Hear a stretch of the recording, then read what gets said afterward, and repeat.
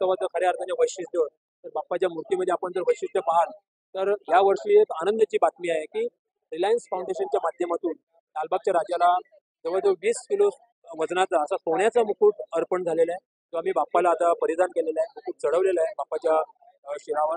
आणि जो मुकुट आहे, हा मुकुटामुळे बाप्पाची जी खऱ्या अर्थाने भाविकांना जे अभिप्रेत असते बाबा लालबागच्या राजाची श्रद्धा जी आहे, ही श्रद्धा कुठल्या प्रकारे आपण मोजमाप करू शकत नाही, ही श्रद्धा आगाध आहे. आणि येणारा भाविक जो आहे त्या आगाध श्रद्धेच्या माध्यमातून लालबागच्या राजाचं दर्शन घेत असतो. त्यामुळे प्रत्येक भाविक हा आम्ही जो जेव्हा इथे लालबागच्या राजाच्या दर्शनाला येत असतो त्या भाविकामध्येच आम्ही खऱ्या अर्थाने लालबागच्या राजाचं रूप पाहतो. येणारा भाविक जो आहे हा इथे येऊन लालबागच्या राजाचं दर्शन घेऊन ज्यावेळी घरी सुखरूप जातो तेव्हा आम्हाला देखील एक वेगळ्या प्रकारचा आनंद मिळतो.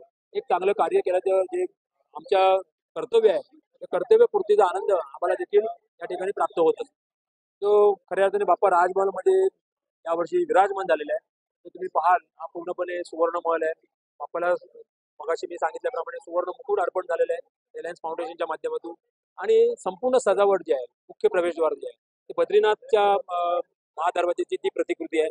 त्यामुळे त्या पद्धतीने या लालबागच्या राजाचं या ठिकाणी आपण सजावट केलेली आहे.